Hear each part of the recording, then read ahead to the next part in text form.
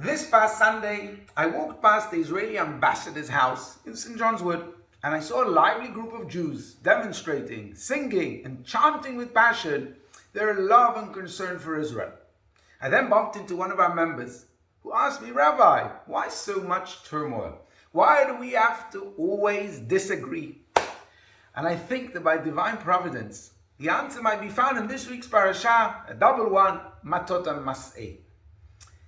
Having reached the end of 40 years of wandering in the desert, the Torah says that 2 of the 12 tribes, Reuben and Gad, asked Moshe for permission to settle down right there, east of the Jordan River, just outside Israel. Yeah, outside Israel.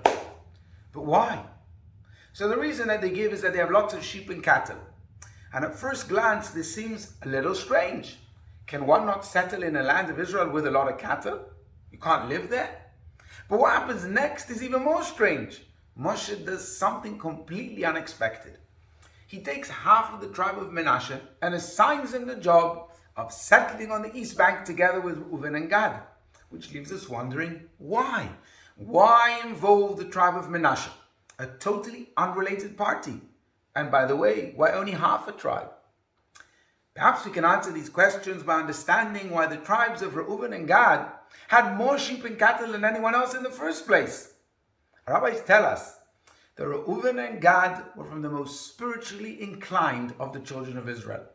They gravitated to spirituality with an unmatched intensity.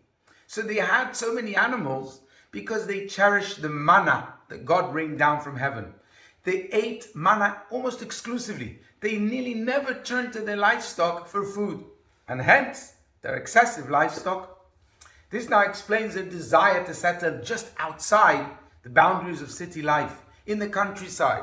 They wanted to be one with God's nature, undistracted by the hustle and bustle of the city, just like it was when they were in the desert eating manna from heaven, free to pursue spirituality, surrounded by thousands of acres of rolling meadows, under God's bright, beautiful sky. But Moshe was worried that Reuben and Gad, and by the way, despite their vow to fight for the land of Israel, settle the land, and risk their necks for the land, he was worried that they would drift into an undirected, purposeless spirituality and forget all about the earth and God's purpose. God's purpose that we change the world, not escape it. God's purpose that every Jew should be connected to Israel and the physical land. So Moshe bunks them with half of the tribe of Menashe, the ultimate lovers of Israel. The Menashites would yearn constantly and loudly for Israel, as we read in last week's Parashat about the daughters of Katz.Chabad, who were from the tribe of Menashe. In addition, the tribe of Menashe were the descendants of Yosef HaTzadik, whose love for Israel was legendary. So with Menashe at their sides, Reuben and Gad would never have a chance to forget Israel. And even from a distance, they would remain closely connected. And especially since half of Menashe's tribe was living in Israel, they would have to go and visit their family in Israel regularly. And this way they would maintain a constant and real connection with Israel. So in other words, Menashe would be the glue that would keep Reuben and Gad close to the Holy Land.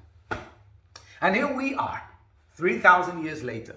We too are in exile because the temple's not built.